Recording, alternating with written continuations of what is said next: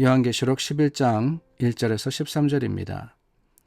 또 내게 지팡이 같은 갈대를 주며 말하기를 일어나서 하나님의 성전과 제단과 그 안에서 경배하는 자들을 측량하되 성전 바깥 마당은 측량하지 말고 그냥 두라. 이것은 이방인에게 주었은즉 그들이 거룩한 성을 42달 동안 짓밟으리라. 내가 나의 두 증인에게 권세를 주리니 그들이 굵은 베옷을 입고 1260일을 예언하리라.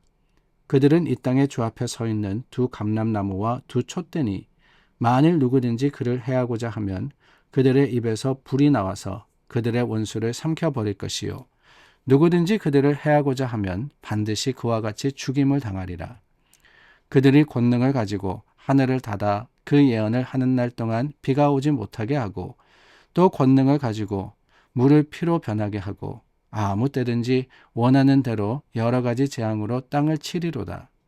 그들이 그 증언을 마칠 때에 무저갱으로부터 올라오는 짐승이 그들과 더불어 전쟁을 일으켜 그들을 이기고 그들을 죽일 터인즉 그들의 시체가 큰 성 길에 있으리니 그 성은 영적으로 하면 소돔이라고도 하고 애굽이라고도 하니 곧 그들의 주께서 십자가에 못 박히신 곳이라.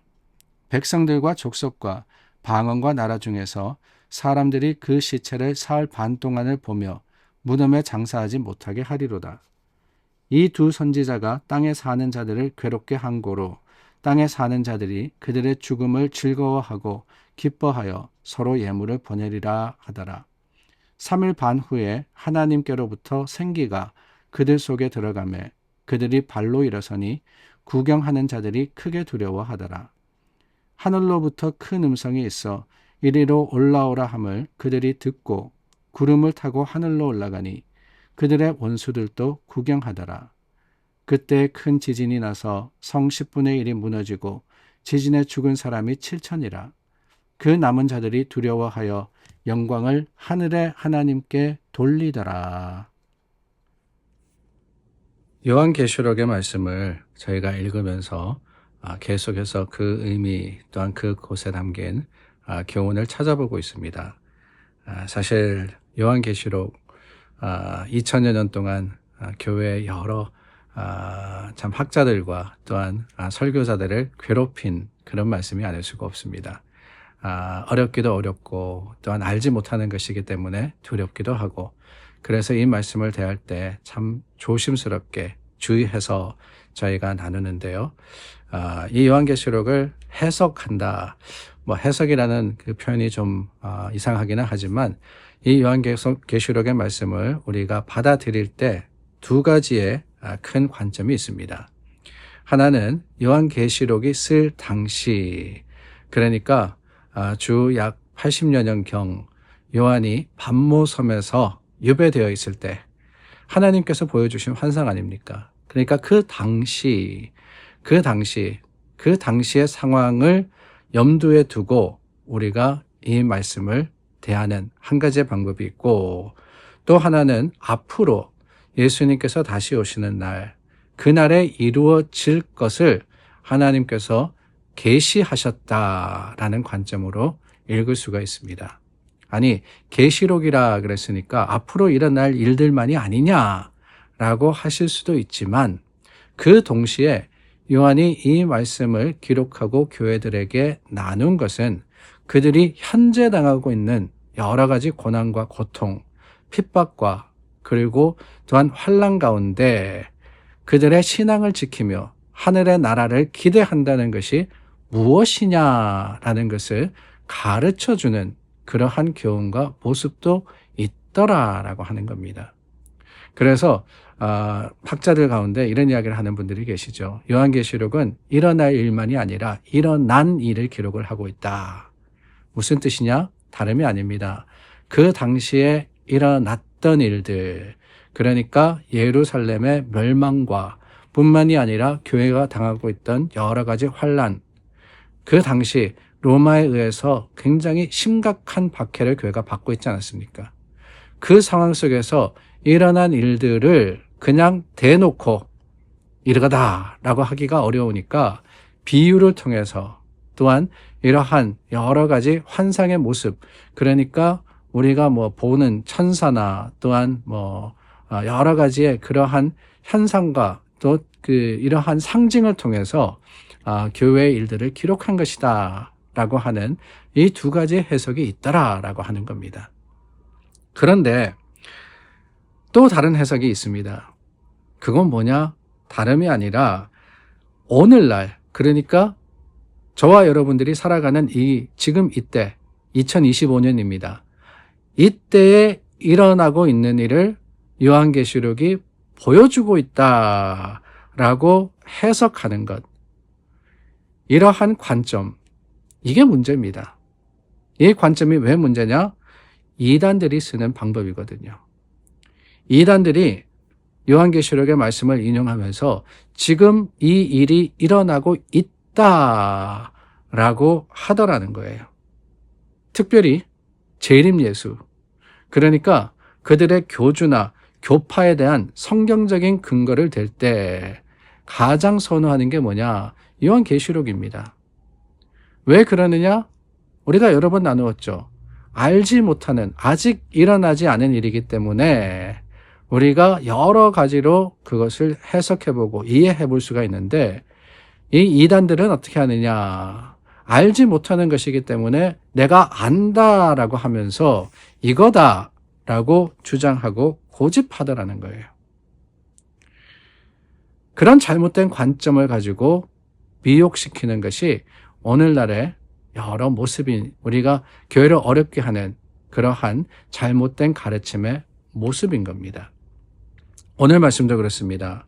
요한이 성전의 환상을 봐요. 성전은 이미 무너졌습니다. 근데 하나님께서 자를 주시면서 성전을 측량하게 하는데 성전 밖은 하지 말고 성전 안만 하라 그랬죠. 근데 요한이 보니까 그 성전 안에 두 증인이 있습니다. 두 감람나무와 두 촛대가 있었다라고 하고 있죠. 이 두 증인이 여러 날 동안에 성전에서 예언하게 되고 그 사이 성전 밖에 있는 사람들은 짓밟힘을 당합니다.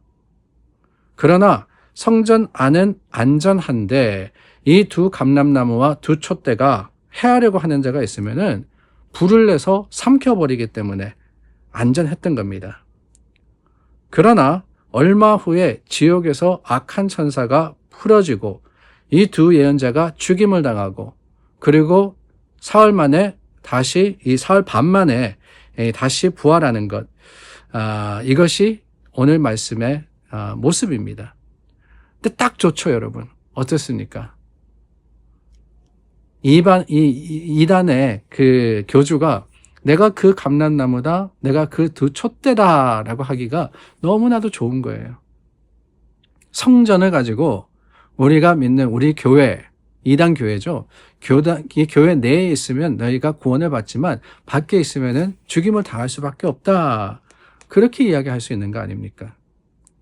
그러다 보니까 여러분, 이 말씀을 통해서 잘못된 판단과 잘못된 해석과 잘못된 적용으로 인해서 너무나도 많은 사람들이 미혹에 빠지더라 하는 거예요.